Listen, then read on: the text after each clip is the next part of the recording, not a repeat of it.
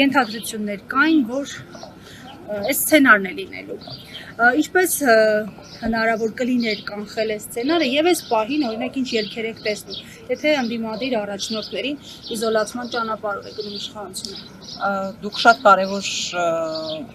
հանգամանք նշեցիք հենց վերջում, որ իշխանությունը գնում է ընդդիմադիր առաջնորդների իզոլացման ճանապարհով եւ մեծ է իմ անհանգստությունը, որ սա շարունակական բնույթ կրող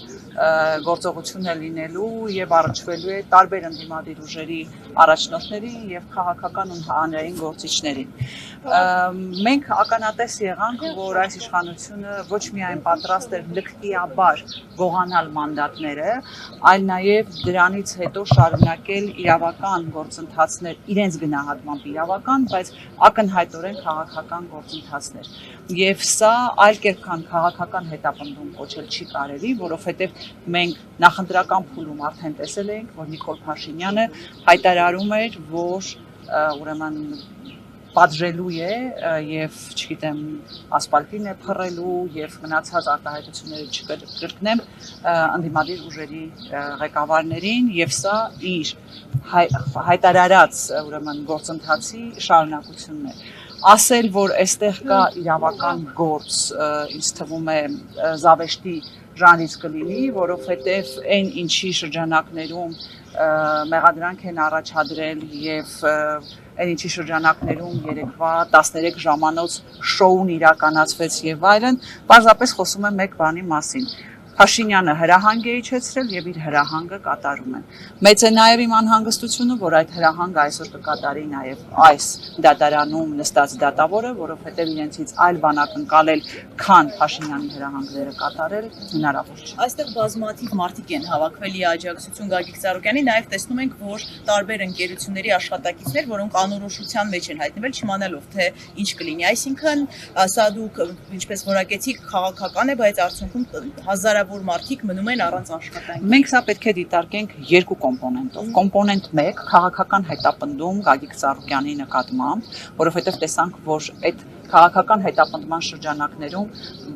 ըստ քննչական կոմիտեի հայտարարության 70 ուրեմն օբյեկտում կատարվում էր խուզարկություն։ Արդյունքում այդ խուզարկություններից հետո փաստորեն կապարակնքվեցին այդ օբյեկտները եւ հազարավոր մարդիկ այս պահին հայտնվել են փողոցում։ Ես հասկանում եմ, որ Փաշինյանենց համար այլևս անհասկանալի է, թե մարդը օրվա այսպես հացի համար հոգ տանող մարդու համար ինչ է նշանակում, թեկուզ 1 օրը չաշխատելը, որովհետեւ իրենք արդեն սովորել են հեշտ փողերին,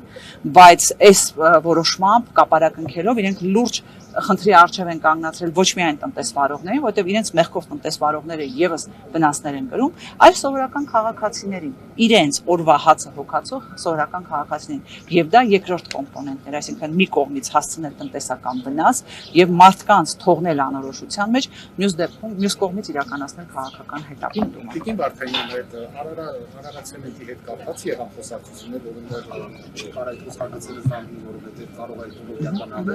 արտակարգ իրավիճակներ ստեղծել, այս ֆակտորը իշխանությունը հաշվի առնում է եւ փաստորեն մեր ունեցած տեղեկություններով այդ գործարանի դեռ միջից խաղաղամոլության մատնված, որ այնտեղ 24 ժամյա ռեժիմի աշխատանք կա։ Տեսեք, շատ կարևոր հանգամանք եք նշում, մի կողմից տնտեսական վնասները, եթե մի կողմ թողնենք, այստեղ իսկապես կա վտանգ, որովհետեւ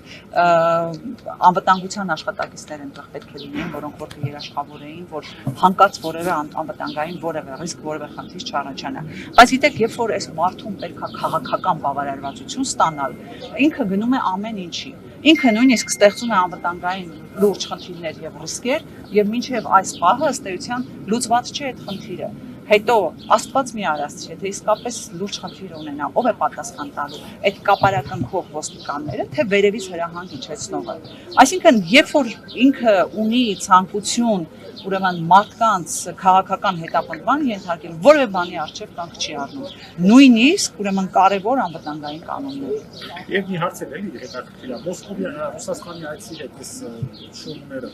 կապվում է, թե չէ, ինչ-որ մի բան ուզում է, որտեղ շատ են ասում են, որ ինչ-որ մի Հայաստանը ուզում էր ցույց տալ ապացուցել Ռուսաստանի հետ, որ այն քաղաքական ուժերը, որոնք գոնե Ռուսաստանի հետ փորձում են լավ դրական հարաբերություններ ունենալ, այսպես ասենք, քանի որ որևէ մանրամասնությունների չեմ տիրապետում, թե հանդիպման ընթացքում բացի այն հրապարակային տեղեկություններից ինչեր են քննարկվել, հստակ պատասխան տալ չեմ կարող, բայց միևնույն ժամանակ, ուրեմն այսքան տարիների ընթացքում հետևելով Փաշինյանի գործողություններին կարող եմ ասել, որ սա նաև իր այցից առաջ հատուկ կատարված քայլ էր, որպեսզի ինքը այնտեղ ինչ-որ բանի շուրջ առևտուր անելու կամ ինչ-որ բան ապացուցելու հնարավորություն ունենա։